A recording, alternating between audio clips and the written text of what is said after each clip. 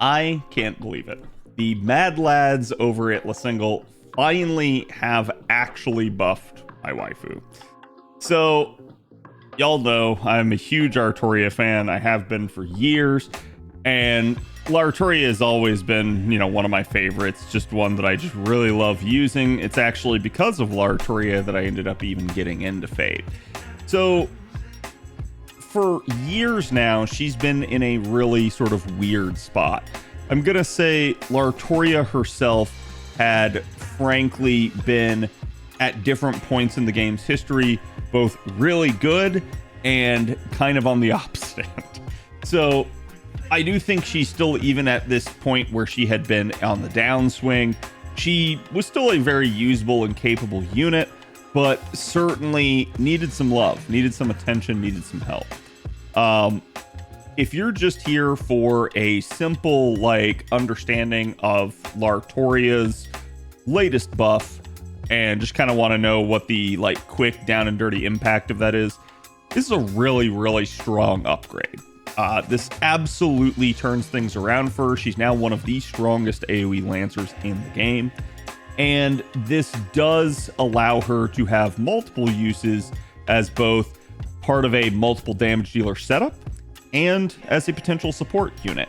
So this does give her the capability to really work in a lot of new ways on top of just being stronger in the ways that she was already useful. In that regard, it's absolutely a game-changing buff for her. You definitely should pay attention to this, and this will have a huge impact on her capability, as well as other units getting used alongside her. Now that was the TLDR. If you would like to know more, we're going to be going over numbers, we're going to be going over situational usefulness, and even some demonstrations for you guys to maybe see and kind of pick apart this buff in finer detail. Why? Because this is a very studied unit for me. I have basically a Lartoria at 120 NP5 on both NA and JP. Now you might stop right there and go, hold on, then this guy doesn't know at all about NP1. And you would be wrong. I have actually prolifically used Lartoria at NP1 and NP2 as well over the years, just due to, again, for years I didn't necessarily have an NP5 on JP, or using other people's variants when the times called for it. And I definitely don't shy away from it. She's one of my favorite units, so I would seek that out at times where maybe other players wouldn't. So in that regard, one of the best people you guys can watch a buff analysis from on this unit, because I can speak to her capabilities pretty much to a T in a way that most other people don't have the intimate knowledge of. I will still try to check my bias at the door. Obviously, you guys know this is going to be a very enjoyed buff for me, but I will, again, try to do my best in being objective on things. So, with regards to the buff, the understanding of Lartoria over the years has been that she has always been a unit that has had a ton of charge. She has had a lot of capability even before the game actually had a lot of meta supports that could provide charge to the party. This is one of the reasons why she's kind of gone back and forth over the years as to being a strong unit or maybe not so much. Because depending on the current meta situation, Lartoria has been able to exceed expectations or underperform in relation to more powerful AoEs that suddenly had more charge capability. So this is one of the reasons why Lartoria has been kind of a weird sort of bellwether for the overall balanced state of the game. And it's interesting because with her being a buster unit, she started out as actually the very first unit capable of being able to 3-turn with Merlin in the party. And that was prior to the release of Scotty, where the only other real, major charging support was Waver. She was still able to 3-turn with double Waver and Merlin. Other units couldn't do that at the time, so it was really to her benefit. Then over time, we started getting Scotty into the game, and then, later on, Castoria, Koyanskaya, you name it. So 50% charge units kind of abounded over the years and really helped out some of the other units out there in the game. And she actually started out by getting her first upgrade really not that long ago on NA. We are now at a point on JP where it's been quite a bit of time since this upgrade. And what this upgrade did is it gave her 2 additional power mods of 50% each to Chaotic and Evil. Really a strong buff at the time, but its biggest limitation is the fact that it is only a single turn of duration. So while this did help, this did add new niches to Lartoria and improve her usefulness, it was still somewhat restrictive and definitely wasn't something that could be doubled up on. Now, yes, you can combine the niches to double up on it, but when I say double up, I'm meaning like with Koyanskaya. Because as the Koyanskaya system comes out later, all of a sudden you see the proliferation of 3-turn buffs, maybe becoming like more of a meta thing because of the ability to be able to double dip with them and get them a second time. So having that capacity to be able to overlap those things really helped out a lot of other units, whereas units like the Saber Faces that often had 1-turn mana bursts weren't really doing too hot because of that. So this was still a good buff for her, but it wasn't necessarily that strong of a buff. In fact, back then, you started to see other units getting NP interludes, a la Erish Kagall and stuff like that.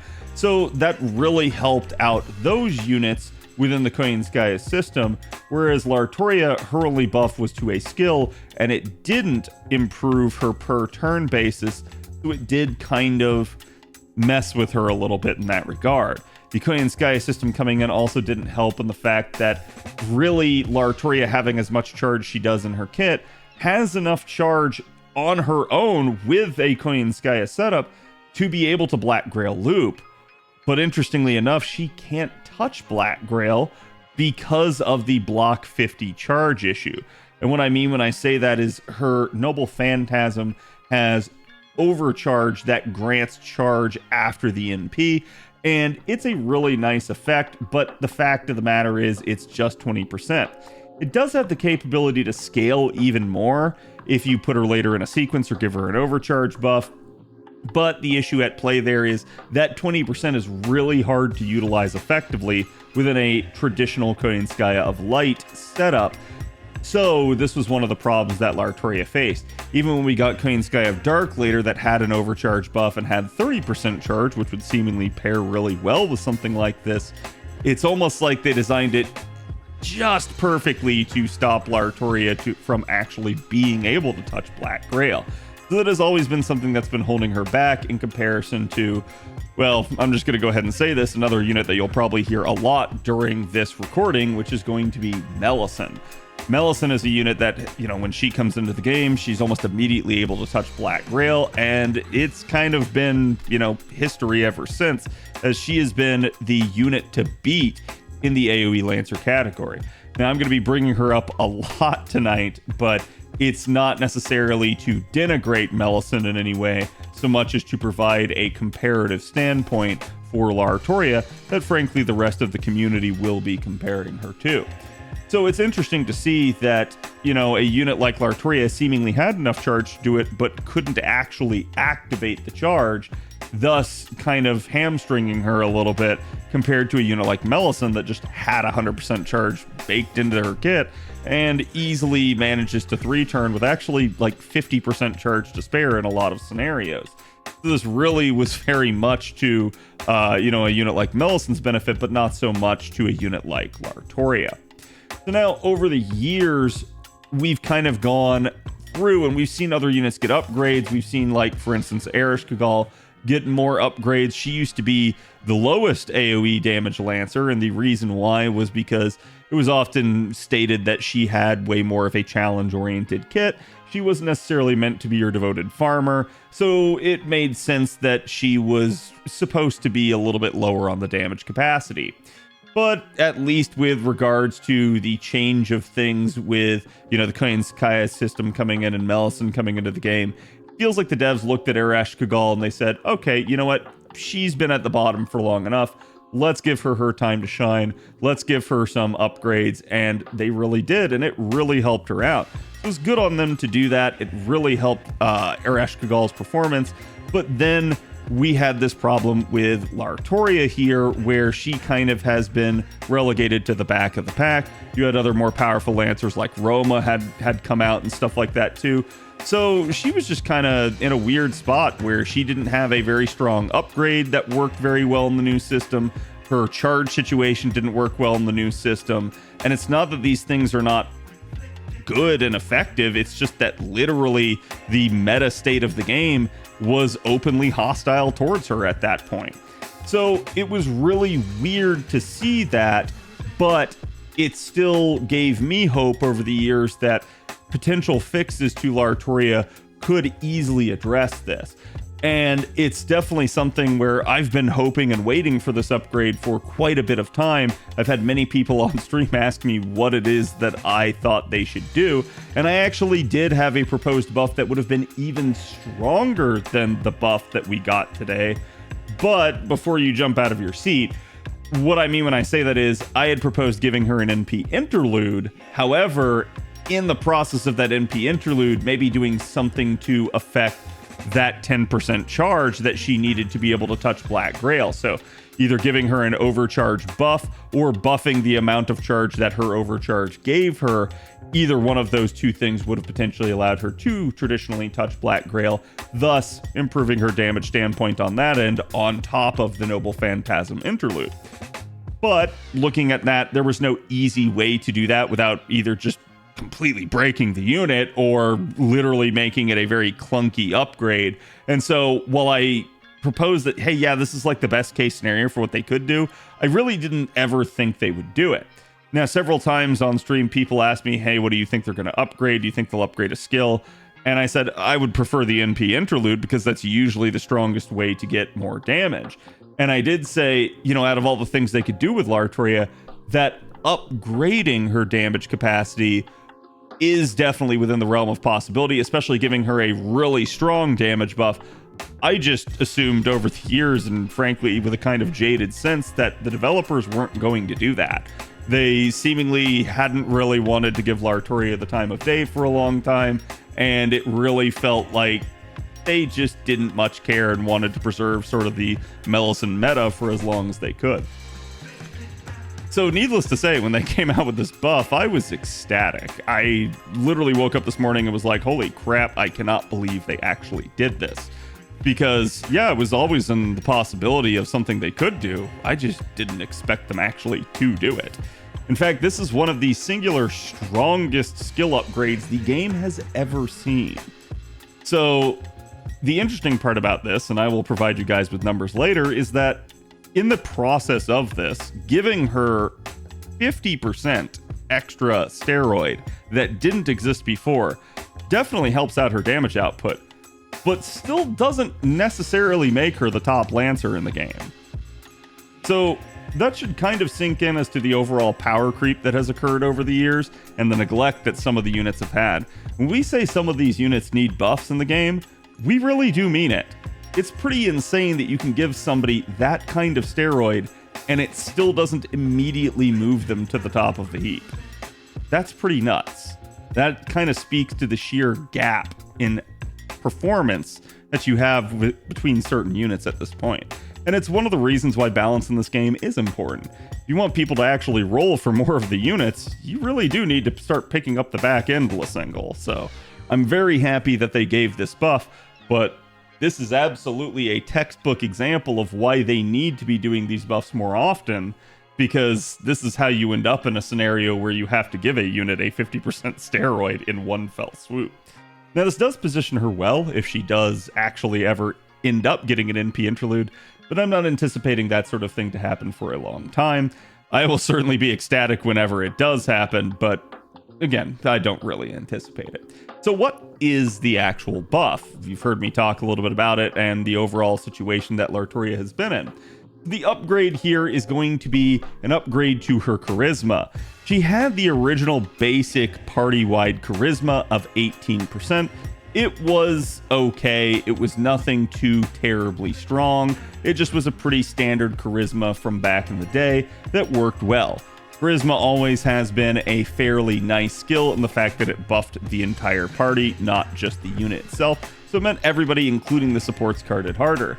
Now, over the years, they have been kind of revisiting some of the charismas and really trying to round them out to a nice even 20% while adding additional effects, because I think the devs kind of felt like charisma was not bad, but just kind of standardized and not really that, you know, impactful.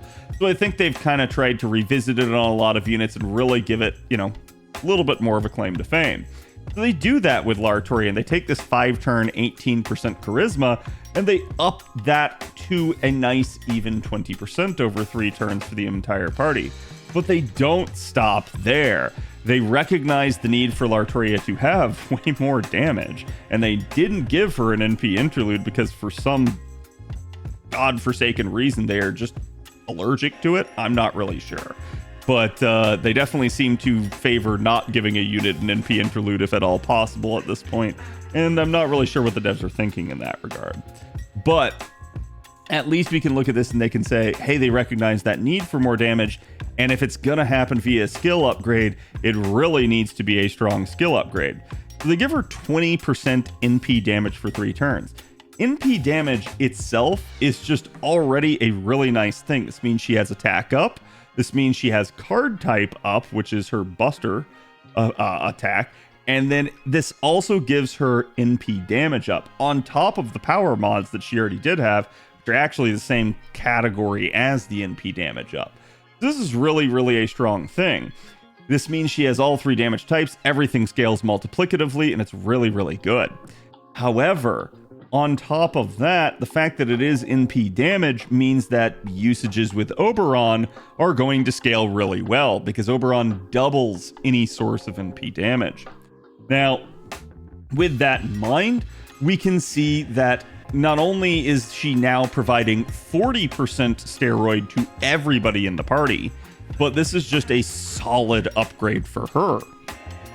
They don't stop there though, because this alone would not be enough to actually really put Lartoria on the map still. That's right, giving her an extra 22% doesn't really break the ice. She'd still be behind most of the other Lancers in the game with just that upgrade. So they come back and they give even more. They give a trait-specific NP damage up on top of the normal NP damage. And that is your NP damage for Knight of the Round Table allies for 3 turns. This is a really, really solid and intuitive upgrade, because this not only leans into her being, you know, a Knight of the Round herself, but also a leader of them, and it also kind of leads into the kingly aspect that she does have.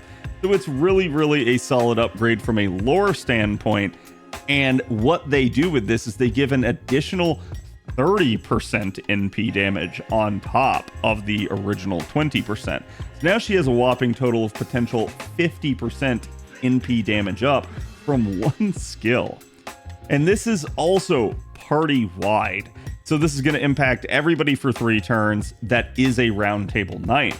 And it's interesting because I saw a lot of people over today that were like, you know, it's April Fool's today, and they're thinking, surely this is a joke, and it's actually supposed to say except in here, as in except for Lartoria herself. And the answer is no, because even with this upgrade, as we already mentioned, this still doesn't just immediately move her to the front of the pack. So this is actually a pretty balanced upgrade. This is a testament to how far behind Lartoria was in overall damage output. So 50% NP damage up, but who actually qualifies for the Round Table Knight upgrade? And in that regard, Lartoria herself is considered one of them, but there are other servants including Mash, Saber Alter, Mordred, Lancelot, Gawain, Bedivere, Arthur himself, and then also some of the Fairy Knights. So you're going to see Barghest, but only in Ascension 1, where she's known as Fairy Knight. Fairy Knight Gawain, sorry, my brain. Then you've also got some of your summer units as well. And then you've got Balbon in her first Ascension, and Lalter, Lartoria herself, as we already mentioned, and the list just kind of keeps going on, as you guys can see on screen. The interesting part, again, here is that you guys need to be really careful if you're going to use the Fairy Knights. only their first ascension qualifies. And the lore reason for this is because it's only in that ascension that they are adopting the Knight of the Round Table myth.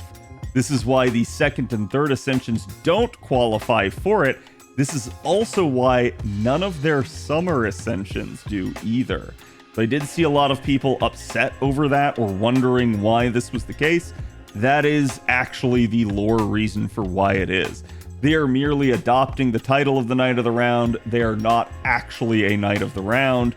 So it's only in that first ascension where they still have that title that they actually qualify for this buff. Otherwise, if you use them in their later ascensions, they won't get the benefit. So be very careful with the ascensions that you're using one of these units with if you're trying to use them with Lartoria. Keep that in mind with regards to this. Now, again, Knight of the Round Table's actually got quite a bit of staying power. I'm going to say, as a niche type, one of the most amazing things about this is that this is actually going to buff units that already seemingly are strong, including Castoria, Lady Avalon, Merlin, and Castoria Berserker. So you've got a lot of the meta supports in here gaining the benefit of this, even though they won't have NP damage. But you do have a really, really strong damage dealer potential right there. And some of these units themselves have charge, like Squirtoria. So having the capacity to buff another unit alongside to maybe take out a wave themselves is really, really going to be a strong aspect of this skill. You definitely have a lot of capability there in who this can enhance and how much damage you can get out of it. Again, it doesn't have to be some sort of crazy thing, but this is a really, really nice upgrade for her in a sort of multiple damage dealer setup. I do really, really like it in that regard. Now, as we look to this, there's another aspect here that needs to be talked about with this skill, and that is the fact that this skill is on a 5-turn cooldown. This is a really, really nice thing because this does allow for certain functionalities, two of which I really want to talk about. The first is, because of the overall low cooldown of this skill, you can immediately get this skill back in turn 2. So you can utilize it turn 1 of a devoted 3-turn double Koyanskaya composition, and then immediately get it again in turn 2, allowing for you to very quickly ramp up Lartoria's damage. She will immediately just begin to scale harder and harder into the later turns, and it's really a nice benefit for her in that regard. This is going to make wave 2 damage very solid. This is going to make wave 3 damage very solid. There are going to be a couple of caveats with that we'll end up talking about when we go over the actual numbers. The other aspect of this is, because this is on a low cooldown, you can reduce it further with the 5th append. So what that means, you can get it to a 4-turn cooldown. Now, I know what you're thinking. Oh, then that means I can potentially double it up in the same turn. You could, but I'm not going to say there's really any benefit to trying to go for that. Instead, what I see the benefit of that sort of thing being is that you can maybe potentially get away with a single Koyanskaya of light, giving her a cooldown reduction, rather than necessarily having to require something else. You could also maybe use something like Atlas Mystic Code or anything else that can grant a 2 cooldown reduction to allow her to pop her skill on turn 1 and turn 3 of a 3-turn scenario. So this is a really, really versatile skill now. And again, I'm really surprised that the devs actually went this hard with one skill upgrade. So that is where you can see it's going to impact not only her allies, it's going to impact her, it's going to allow for a lot of different versatile situations for its usefulness to allow for a ton of damage scaling. And we haven't even gotten into the numbers yet. That's just me kind of getting philosophic with you guys on this. So with that in mind, let's kind of talk what this is going to do for Lartoria properly here. So with regards to this, I think the best thing to talk about is going to be craft essences. Where can Lartoria work from? What is going to be the best thing for her? Now, if you're in a sort of, you know, I don't know, maybe a multiple damage dealer setup, something like Black Grail is still absolutely in the realm of possibility. She can have her maxed out mana loading. She can have her own charge skill. That's 70% charge right there. If you have a 30% party charger or somebody else that can kind of grant charge after some sort of effect, she can gain the benefit of being able to get all the way up to full herself, take out a wave, still buff the rest of the party for 3 turns. Really, really strong there. If you're looking at maybe trying to get away with sort of a maximum damage 3-turn loop for her, that's going to not be Black Grail. That's going to be Rising Mud Rain instead. A very powerful seed that's like a hybrid of Black Grail, with a lot of its attack power benefits, but still having an overcharge effect on it, giving her that extra charge that she needs on the back end of her NP to be able to set up that 3-turn. That's also going to be a really, really strong tool for you to use, but admittedly, this is a much newer CE that maybe not everybody has at MLB. So in that regard, what you can still do, even if you don't have the capacity to reach Mud Rain or to be able to touch original Black Grail, would be to try to get away with something like a 50% charge CE.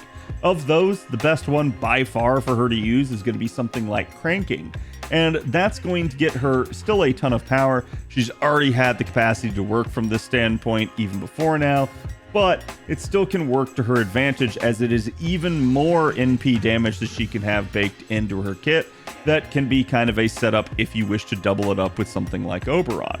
Now, there may be scenarios that you run into where you don't have a, craft essence that you can choose to take. Instead, you're using an event CE and you're kind of restricted by that.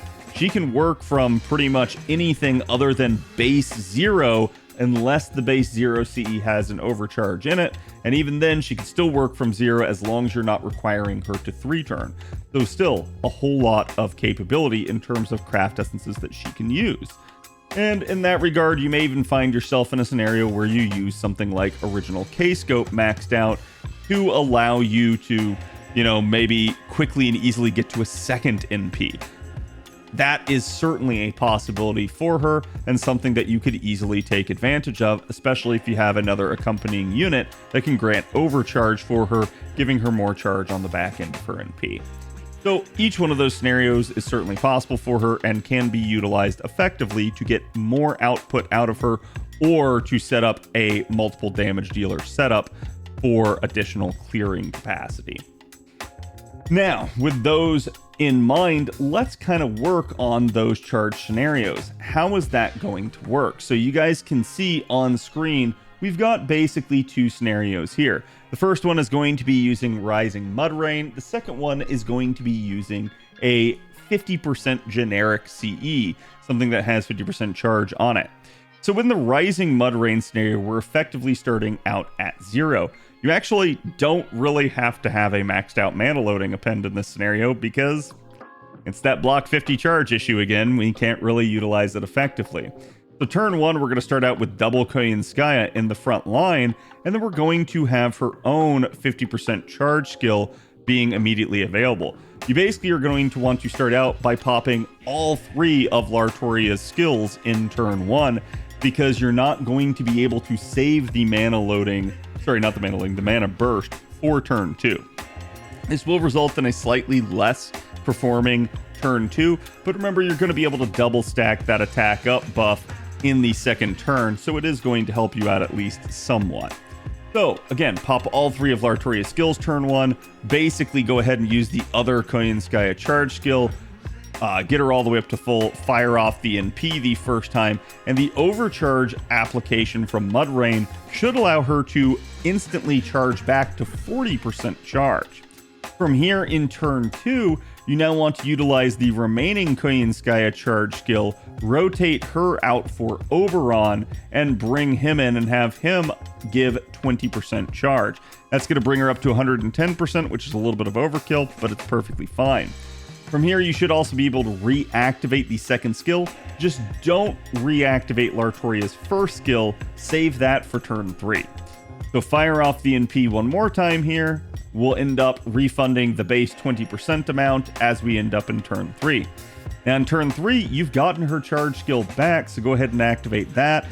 Go ahead and use the Oberon 50% charge skill and his third skill, as well as pop your Mystic Coat attack buff and pop Lartoria's first skill at this point to maximize her damage output in wave 3 and watch the numbers fly. Doubly so if an enemy is chaotic or evil, you're going to get a ton of extra firepower out of that. So it is a really, really strong upgrade for her in that sense. Now in our second scenario, we're going to be utilizing Lartoria with a 50% charge C. Again, it doesn't really matter what you use. Cranking is the best one here, but you can kind of get away with anything, including an event C if you have to.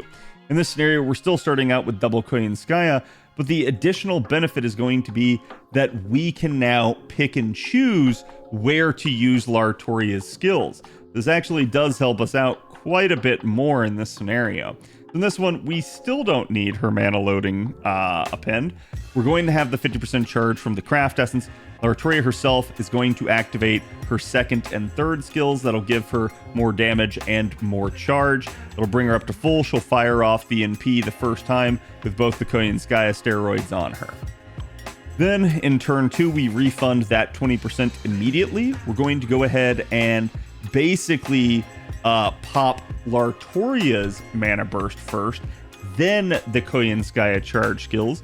That should immediately bring back the second skill for Lartoria. Pop that again, and go ahead and rotate one of the Oberons, or you could, rotate before you pop the second Lartoria skill.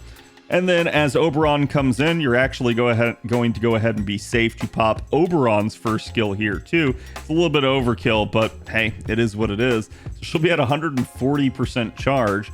And then at that point, you can fire off the NP a second time. That will get you back to 20% refund again on wave 3. You're going to go ahead and have everything back again for wave 3 other than the second skill for Lartoria. So pop both her first and third skills there. That'll give her 50% more charge. Use Oberon's second and third skills to get yourself another 50% charge and more damage amplification. Pop your Mystic Coat attack buff and go to town in the final wave. Now from there, we are basically going to go ahead and take a look at Lartoria's actual raw damage numbers. So it's interesting to note where she was before. Now, these are just her own numbers under her own power, not effective numbers. So just neutral, no external buffs from like a Mystic Coat, a Craft Essence, or a support character. This is just her own skills. So at NP1, you're looking at about 23k there, neutral. Not terribly weak, but not very strong either. And then as we can see, she does have the power mods for Chaotic Evil. Either one of those would bring her up to about 34k. And then if you have both in play, it's actually going to be 50 or 46k. So a little bit more firepower coming in there. If you do get NP2, you get a little bit more of a bump up on these numbers. And you can almost see the direct correlation there between having both power mods at NP1 in play versus having one power mod at literally NP2. It's actually going to end up being the same number. So right there, just the immediate impact of how much damage a second copy will add to this. And you do have quite a bit of firepower if you manage to get both at 61k at NP2, and then even more scaling on up the chain as you head towards NP5. Now, with her new numbers though, we get some pretty interesting results. As you guys can see on screen here, the new base number for NP1 is going to be 35k raw. And then if we end up having one steroid, it's going to be 46k. And then if we end up almost 47k, and then if we end up with both there, we're going to end up with 58k. So already an immediate impact. That's sort of the least amount of power that you can have, which is just the unit under its own strength. Quite a bit of damage capacity here, quite a bit of output. And you guys can actually see, again, another relationship right here as the both buffs at NP1, having both steroids in effect, is going to be equal to having the same amount as just raw NP5. So another scalability relationship there.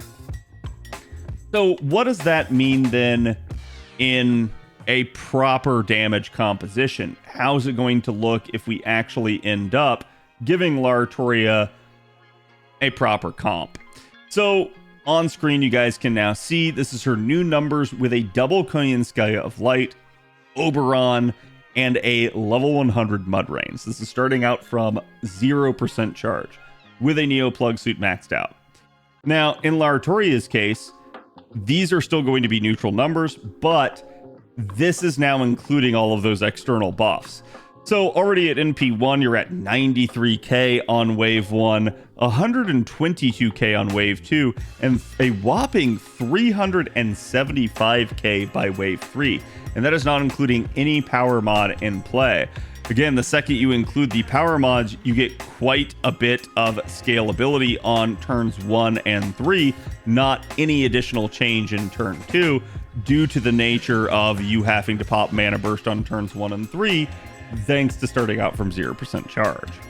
Now, interestingly enough, we can also see another change here, with it being that the double power mods here still not going to have an impact in wave 2, but even more scaling on the first and the third turn. Also, we can see the impact of if we didn't have either power mod in play, but we did have the man attribute from Koyanskaya, very similar like effects, but a little bit better scaling, especially on the second turn. So definitely a little bit of a trade-off there, just something that's really going to help out depending. But you get a little bit of a lower number on turns 1 and 3 as a result. Interestingly enough, you can also have a combination of 1 power mod with man and 2 power mods with man as well being a thing for additional damage output. NP2 is going to bump those numbers even harder, and NP5 going to really just send them through the roof, as we were experimenting already earlier with these numbers and really noticed that, well, a very strong Lartoria is really strong after this upgrade. Now, in comparison, let's look at Melison's numbers. So Melison in a traditional composition is going to be used with double Koyanskaya of Light, Oberon, and a level 100 Black Grail. So for her, NP1 on wave 1 is going to be about 93k. Pretty much dead even with Lartoria at that point. NP2 is going, wave 2 is going to end up being about 119k compared to Lartoria's 122k. Small edge to Lartoria there, but still not a whole bunch. Wave 3, though, we get that insane synergy with Oberon as we get the huge boost up to 440k, whereas Lartoria will only be at 375k without a niche. So this is where Lartoria having the niches is really going to come into play and really be to her benefit. If Lartoria has only 1 niche in play, the numbers will be a lot more comparable, but Melison will still kind of edge. If both niches are in play for Lartoria, however, she will win this fight, and it will be something that will prove to her benefit. This is going to be one of those scenarios where if you already have a strong Melison, you really don't need to worry too much about this, but if you have a strong Lartoria, this can be at least something where you could say, hey, maybe I can outscale the competition, assuming that I actually have the niches in play for me. So that's going to be one of those scenarios where you just really got to watch what the node actually has in it and whether or not you can utilize it to your advantage. Now, I do think this is still going to be something where Melison herself does get the ability to kind of be impacted by a relationship here with Koyanskaya. Her having the man trait that she can kind of bring into her niche that she doesn't normally have a niche for is really going to help her out because she doesn't have that power modifier anywhere in her kit. So this is going to scale really nicely with her and provide her quite a bit more damage. Definitely something that can help her out. When you compare this to Lartoria, it's pretty much going to be a similar scenario. However, it's going to be very difficult for Lartoria, even with both niches, to beat Melison if she has the man trait. That is going to be something that's going to be more towards Melison's benefit. This is why I said, at the end of the day, you can see this buff extremely strong. It does allow Lartoria to beat Melison sometimes, but it's not so much that it's going to constantly propel her beyond Melisson. This is why you could see just the sheer gap in scalability that had already occurred within the Lancer class. Now, as we start looking towards, again, maybe a different scenario here, you guys can see a 50% charge scenario, with Lartoria in this case instead using cranking. Remember, the impact that this one will have will be that it will allow you to shift the skills, particularly the mana burst, to turns 2 and 3 rather than turns 1 and 3. So allowing for a little bit better performance in that middle wave that maybe might be a problem. So at NP1, you're looking at about 62k here, raw, and then wave 2 basically 134k, so already a little bit better performance. Wave 3, you get 322k, so a little bit higher performance in wave 2, a little bit less in waves 1 and 3, but that's just again going to be because we're using a frankly inferior craft essence to something like Black Grail or Mud Rain. Cranking is still a really strong CE, but it really just pales in comparison to one of the strongest CEs in the entire game. So as you look at something like this, you could definitely see that this allows for a little bit more flexibility in skill usage, a little bit more ease of use, but not more damage output. This is sort of going to be your backup option, or maybe an option that you might have to rely on in certain scenarios where you just haven't been able to roll the craft essence or something like that. So again, the power mod's obviously going to help out with the scaling. We can kind of leave this on screen for a little bit in order to allow you guys to kind of soak it all in, as there is some really strong numbers here, particularly at NP2 and even all the way up to NP5 in terms of scalability. But then again, for comparison, let's look towards Melisson to see how does Melisson do with something like cranking. So at MP1, Melisson's going to be coming out at about 76k on wave 1, basically 100k even on wave 2, and 366k by wave 3. So stacking up with Melisson, again, the 62k that Lartoria puts out, gonna underperform wave 1. The 134k that she gets in wave 2 going to outperform Melisson, but the 366k that Melisson gets in wave 3 going to outperform Lartoria. So then where is it going to matter? Well, they're pretty much dead even at that point if you have even one power mod in play, but the second you get to 2 power mods, this is a Lartoria advantage, pretty significantly so. The issue is again going to be the man trait and what that allows Melisson to do. So if she gets a man attribute in there, she is really just going to skyrocket again due to not having that as part of her normal baked in kit. So 518k there by wave 3, pretty much insurmountable even with all the stacking that Lartoria can do with a 50% CE. So that's going to be another one of your breakpoints for, hey, if this situation has a man attribute in it, really not necessarily going to be the go-to thing for Lartoria, but admittedly, there's nothing wrong about using Lartoria in that scenario if you don't have a Melisson, or if your Lartoria is just quite significantly stronger than your Melisson. So either one of those two things could be true for a player, and definitely something to soak in. But I have one more scenario that I would like to propose to you guys, and this is the generic scenario. What do I mean? This is a 50% charge C that doesn't really have anything of value to you. Why would we include this? Well, because event Cs are a thing. A lot of the times event Cs have 50% charge on them, but they may not be all attack scaling. They may not actually have a steroid on them or anything that can enhance damage. So we just said, let's take out all the impact of what makes cranking and just instead give a 50% CE. Obviously, numbers are going to come down here. And so on screen, you guys can see Lartoria's NP1 3-turn numbers, again, with the power mods in play, NP2's numbers, NP5's numbers as well. So quite a bit of stuff. If you need to be able to see that, make sure you pause the video. But we did want to show this for comparative sake.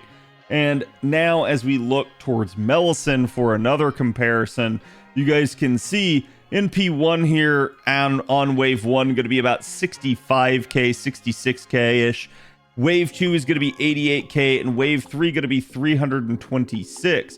Compared to Lartoria, these numbers are all higher other than Wave 2 again, but similar scenario here where pretty much the second we get man, she's going to take off yet again, and Lartoria is not going to be able to touch it.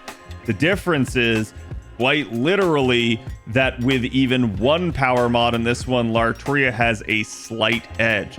So a little bit the difference in the takeaway here is that while they're pretty even in both scenarios, basically with one power mod for Lartoria versus just raw Melisson, what you can see is that cranking and really just the additional impacts of that are scaling a little bit better with Melisson, whereas the more you back out, Lartoria just has more of the steroids baked in naturally to her kit, so it's helping her out a little bit more with less external sources of buffing. So this is something to understand. The scalability of Lartoria is such as many other units in the past have been that have had a ton of steroids baked into their kit. Units like Iskandar that just had Buster up, Attack up, and NP damage up already in definitely didn't scale as well down the stretch with additional sources, but in their own capacity, under their own power, they were very strong. Lartoria is now going to be a very similar style of unit. This means that she will function very strongly and very well in a scenario where obviously you're devotedly 3-turn farming her, but even more so in a scenario where she is maybe not the central focus, but maybe just a piece of the puzzle. So a multiple damage dealer setup, or again, some sort of scenario where you're utilizing her to maybe just take out a singular thing and buff somebody else to do most of the heavy lifting. That's where she's really going to shine quite a bit, but still have the capacity to function on her own as a damage dealer now. So I do think this really helps out her performance. This really helps out her utility, her usefulness in multiple situations. But let me know what you guys think. Do you guys actually think this was too strong of a buff? Do you guys think that she still needs more even after this? And do you guys think that this is fair in relation to other Lancers and other units in the game? I will be curious to hear you guys' thoughts, hear you guys' feedback. Let me know what you guys think in the comments below. And if you haven't already, please make sure to like and subscribe. It really helps the channel out, and I will love to see you guys back for the next video. Later.